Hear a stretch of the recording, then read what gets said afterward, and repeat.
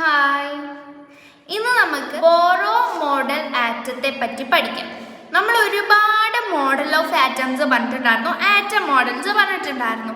അപ്പോൾ അതിൽ പെട്ട ഒരു ആറ്റം മോഡലാണ് ബോറോ ആറ്റം മോഡൽ.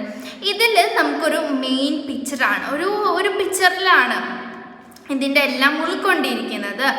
നമ്മളൊരു നിങ്ങളെ മൈൻഡിൽ നിങ്ങൾ ഈ ഒരു പിക്ചർ എടുക്കണം.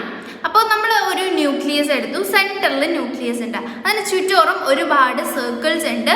അതായത് ഡെഫിനിറ്റ് സെർട്ടൈൻ പാത്തിലായിട്ടുള്ള ഒരുപാട് സർക്കിൾസ് ഉണ്ട്. അതിന് നമ്മൾ ഓർബിറ്റ്സ് എന്ന് പറഞ്ഞിട്ട് ഒരു പേര് വിളിച്ചിട്ടുണ്ടായിരുന്നു. അപ്പോൾ നിങ്ങൾ ജസ്റ്റ് മനസ്സിലാക്കേണ്ട കാര്യം, നമ്മൾ ഈ ഓർബിറ്റ്സിലൂടെ ഇലക്ട്രോൺസ് പാസ് ചെയ്യുന്നുണ്ട് എന്ന് നമ്മൾ പറഞ്ഞിട്ടുണ്ടായിരുന്നു. അതിന് തന്നെ ഡെഫിനിറ്റ് ചാർജാണ് അതിലുള്ള ഓരോ ഇലക്ട്രോൺസിനും. ഈ നമ്മളെ ന്യൂക്ലിയസിന് നമ്മൾ എന്ത് ചെയ്യാന്നറിയോ? നിങ്ങൾ മനസ്സിലാക്കേണ്ട ഈ സംഭവം മനസ്സിലാക്കാൻ നിങ്ങൾക്ക് ഒരു ട്രിക്ക് ഞാൻ പറഞ്ഞുതരാം. അതല്ല, ജസ്റ്റ് ഞങ്ങൾക്കൊരു സംഭവം പറഞ്ഞുതരാം, അപ്പം നിങ്ങൾക്ക് കുറച്ചും കൂടി ക്ലിയർ ആവും. ഇപ്പം നമ്മളെ ഫ്രണ്ട്സിനെ കൺസെപ്റ്റിൽ എടുക്കുക, ഫാമിലി എടുക്കുക. അങ്ങനെയാണെങ്കിൽ നമ്മൾ ആരുടെ കൂടെ പോകുമ്പോഴായിരിക്കും കുറച്ചും കൂടെ എൻജോയ്മെൻറ്റും കാര്യങ്ങളൊക്കെ ഉണ്ടാവുക. ചിലവർക്ക് ഫാമിലിയിലായിരിക്കും, ചിലവർക്ക് ഫ്രണ്ട്സിലായിരിക്കും. അപ്പോൾ അങ്ങനെയുള്ള ഇതുപോലെ തന്നെയാണ് ഇവിടെയും ഉള്ളത്.